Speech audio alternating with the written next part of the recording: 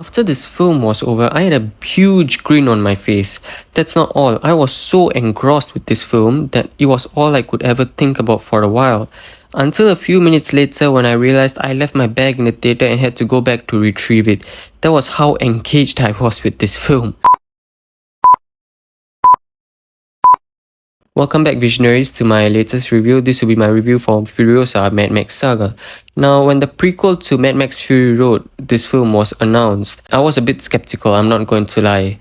I hold Mad Max Fury Road in high regards for an action film, so naturally, when they announced this film, I was a bit worried and anxious. The trailer came out and it redeemed some faith in me that this movie could be really good because George Miller is also returning to the film. Then I saw the film today and it blew all my expectations out of the water. I am so sorry I doubted this movie. I was completely enthralled by this film, so let's talk about it. Here's a quick plot synopsis. In this dystopian future of Earth, a young Furiosa was captured by Dementors, played very well by Chris Hemsworth. Congratulations to him on his Hollywood Star Walk of Fame. From her place of abundance, and he also killed her mother too. So this enraged Furiosa makes her vengeful against Dementors, forcing her on this path of revenge. Now let's talk about the good, the visuals. The visuals are absolutely stunning in this film. The shadows, the sun, the wide shots, close-ups, everything was just incredible. When an action goes down, you really feel like you are in the midst of it. You feel like you are there. The color palette, very similar to Fury Road, with the gorgeous landscape and sunlight, looks incredible. George Miller is a master filmmaker when it comes to directing action. The action in this film is usually quite long, and George Miller as well as cinematographer Simon Duggan found ways to sustain the tension in each of the action scenes.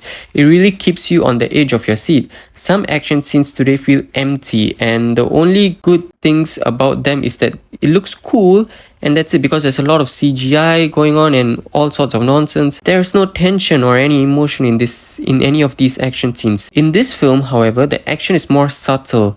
Yes, there are explosions and all that, but action was more grounded and realistic. So there's a lot of tension underneath and a lot of emotions that came out of it as well. And my god, is this film gorgeous. I can talk about the visuals of this film forever. So let's move on. The acting. Chris Hemsworth was completely unrecognizable in a good way in this role, Dementors. That's pretty damn cool. Of course, you get the other characters like Immortal Joe and his sons in the movie returning from Fury Road. But Chris Hemsworth as well as Anya Taylor Joy were the main stars in this film, and both were incredible. The actress playing young Furiosa was also amazing. Tom Burke was great as well. Cast throughout the film did a phenomenal job. One important actor I would like to point out is this young man, Quidden Bales. Hopefully I pronounced his name right. He plays a war boy in this film. For those who are not aware, definitely check him out. He was famous a couple of years ago online. He went from being bullied and now he's an actor in a big budget Hollywood film, so congrats to him. So the film is split into a couple of different parts, showing Furiosa in different stages of her life before getting to Fury Road. So there's a couple of time skips here and there in this film. Anya Taylor Joy manages to show these subtle and smooth changes in her character very well. For example, sometimes her voice changes or her body manner changes and other subtle changes. Then we have to talk about the themes and topics. Lots of interesting topics, of course. Revenge is one of them. There's also how sorrow and hatred will lead to war. And there has always been war for countless reasons, and this is how it happens. That was also a very interesting take. I wish they spent more time in that portion of the story and developed it further. There's a lot of interesting symbolisms in this film too. So automatically this film felt more rich and layered as well as more mature in its storytelling compared to Fury Road. The pacing was also a bit better in this film compared to Fury Road. Then let's talk about the drawbacks. I mainly only have one drawbacks. I felt that Mad Max Fury Road didn't have any plot holes or plot conveniences. In this film, however, there were a small couple of scenes that really jarred me because Furiosa in this film literally pulled out a John Wick Chapter 4.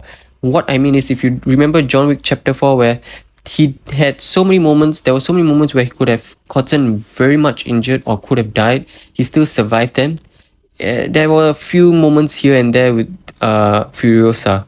Other than that, this is a spectacular action film that will grip you from beginning to end. I'm going to give this film an 8.5 out of 10. I think it's a stellar film. Definitely go check it out in theaters. It's a must watch. And if you like this video, click the like button. If you want to see more, subscribe to my channel, and see you guys next time. You guys are always the best.